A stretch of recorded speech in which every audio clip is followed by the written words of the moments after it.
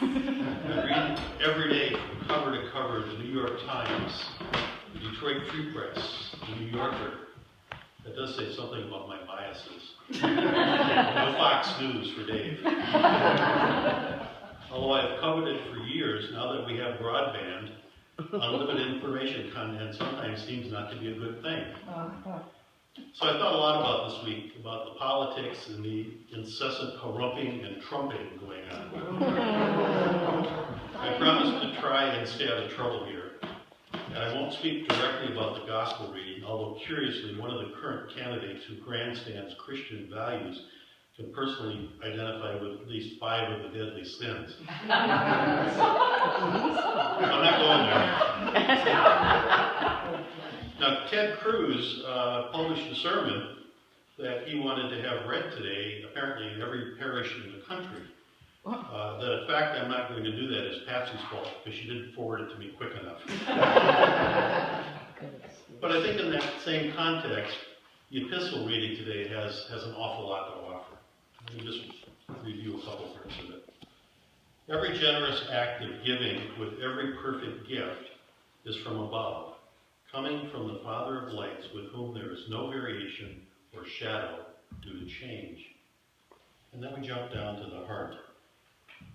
But be doers of the word, not merely hearers who deceive themselves. For if any are hearers of the word and not doers, they are like those who look in the mirror. There's jumping down. But those who look into the perfect law, the law of liberty, and persevere, being not hearers who forget, but doers who act, they will be blessed in their doing. If anything, they are religious, and do not bridle their tongues, but deceive their hearts, their religion is worthless. Religion is pure and undefiled before God. The Father is this: to care for orphans and widows in their distress, and to keep oneself unstained by the world. Now, verse 19, doers have 3 characteristics. They're quick to listen, so they don't deceive themselves, slow to speak, and slow to anger. Sin and prolonged anger is not striving for integrity as demanded by God. Verse 26 and 27 offer a practical application: care for orphans and widows. If our religion is all talk, it's worthless. It must include caring actively for others. And I believe that orphans and widows is really a metaphor for giving passionately for all humankind that is in need. A.K. Adams states, James chooses this part of the letter by drawing together 2 of the examples he has cited earlier. Glib pieties do not suffice purity of the heart of the believer. If one thinks oneself is secure simply by praising the Lord and carping at sinners, one has not made spiritual progress, but is half-heartedly trying to hold on both to God and to sinful desire. If, on the other hand, you reliably provide for the needy and live in a way that bespeaks unwavering allegiance to God, that gives the surest sign that you are living a pure and undefiled life that exemplifies the characteristics of your celestial Father. So this week, based on all of this, I've thought a lot about the spirit of the wilderness and about Jimmy Carter. First, Mr. Carter. There was a beautiful piece written by Rick Perlstein, who's the senior editor of the Washington Spectator. He notes, James Earl Carter is nearing the end. In an extraordinary press conference last week, the 39th president discussed his impending death from cancer. With grace and humor and wisdom, the rest of us can only hope to emulate when our time comes. A former one-term governor of Georgia, Mr. Carter won a colorblind campaign, and in office he stayed faithful to his message of uplifting the poor of all races at the risk of losing his white Southern base, which in some fact he did. That is a hallmark of his legacy. Mr. Carter established the Department of Education and particularly increased college tuition grants for needed students. It was also politically costly to him. In 1977, he created the Department of Energy and began tax incentives for home insulation and solar energy. This is 1977.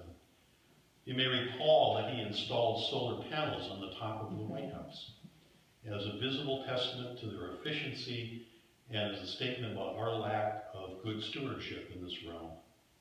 Of course, the next president quickly had them removed, but I think many of our energy and environmental policies are at their present position in good measure because of Mr. Carter. And I will also add that he listened carefully to the research and advice of university scholars and scientists. In 2002, he received the Nobel Prize for his work to find peaceful solutions to international conflicts, to advocate democracy and human rights, and to promote economic development through the Carter Center. You may recall that he brokered the first significant treaty between Israel and Egypt. And I think heartwarmingly, he never retired to the ranch for the privileged life that he could enjoy. He has personally participated in building of hundreds of Habitat for Humanity homes and has been the catalyst for construction of thousands of others. And the concept of building these homes in partnership with the people that were going to live in them really became such an important testament about how we should live our lives and how we should interact together.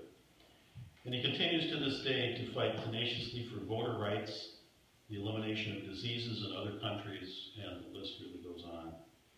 He continues to teach Sunday school in his little Baptist parish in Plains, Georgia, every Sunday that he's there. In fact, they had to turn some people away last week because there were so many people interested in hearing him be himself. There are those who argue about the effectiveness of his presidency. I personally feel quite different about that. He is and was quite prophetic, and his plain-spoken decency, integrity, and courage are too often lacking among political leaders today. He is, in my way of thinking, the very personification of the James Epistle today. And now the spirit of the wilderness. I believe I can say with some confidence that we are doers, not watchers. Certainly our ownership, sponsorship, and amazing participation in Ruby's Pantry are important and visible manifestations of who and what we are about. I have watched members of our little parish actively assume leadership roles throughout the community, be it environment or timber resources, hospital leadership, community education, service at the care center, leadership that brought us broadband, caring for international students who live in our community, fighting against domestic violence, the YMCA, the list really goes on and on. We seem to be, as members of this parish, everywhere. We have watched as members of our organization have faced financial crises which have been met with gentle and quiet fundraising, gifts and loans, and a positive outlook. When we first started 6 or 7 years ago, we deliberately stayed beneath the political radar screen. Our merry band Christians didn't fit the pattern of the then leadership of the Minnesota Episcopal diocesan structure, but we felt it was important to pursue, and we did. And how that structure and how that has changed is just remarkable. We have watched as members of our community are in need of housing or jobs or just solid advice. There are those who seem to step up somehow and make things happen. I suspect there has been a lot of free medical, dental, real estate, and other gifts to take care of those among us and beyond us in need. All it is done effectively, and it is done without bravado. We have watched our participation in the Good Samaritan Fund grow exponentially. We have witnessed one of our stewards of this fund with emotion share the good that it has brought to our larger community. And recently, we have fully embraced our vicar, Mary Ellen, whose son is battling a devastating cancer. The prayers for Stephen and his family are nonstop. Others have helped financially and in tangible support ways. And this parish has stepped forward to do all the things necessary to continue our ministry through a depth of talent and leadership and participation, as she necessarily shifts gears to take care of her family. We call ourselves a ministry-centered parish, and I guess that we really are. Can we do more? Sure. Are we perfect? Far from it. But it seems that our ethos is to constantly look at what we can do to assist our communicants, friends, and community. I do believe we try to be the very personification of the James epistle we read this morning. I think that's why many of us are in fact here.